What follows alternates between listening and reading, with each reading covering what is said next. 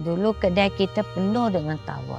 Sekarang tengok, meja kerusi semua kosong. Pelanggan semua dah pergi itu hipster cafe. Tengoklah sana. Dalam dah penuh sampai tak ada kerusi boleh duduk. Orang semua beratur kat luar menunggu. Aunty, kita tak boleh macam ni. Okey? Kita kena lawan. Tapi dengan cara yang bijak. Kita tak boleh mengalah, Mek. Buat apa kau nak mengalah? Sekali hebah, sekali pasir berubah, dunia berubah. Yes. Kita kena ikutlah. Hush. Deep enggak? Deep kan? Ha. Megah tepi sikit. Lah.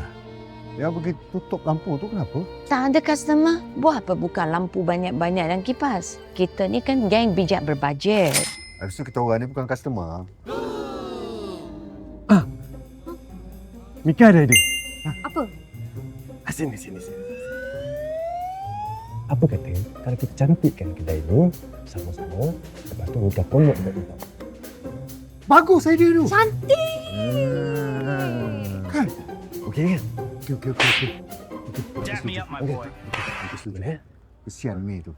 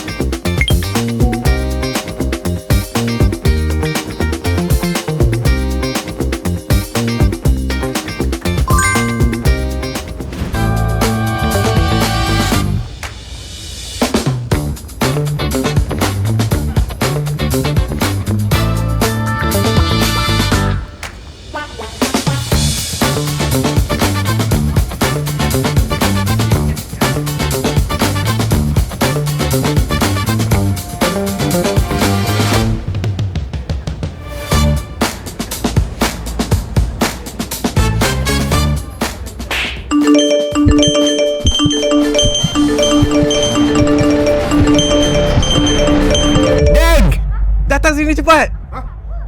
Sini. Apa? Tengok ni. Video kita kat TikTok tengah viral. Ya. Betul ke ni? Ni. Geng bijak berbajet tengah trending sekarang ni. Ni. Hot FM DM nak cover story kita. Oh, ya ke? Alhamdulillah.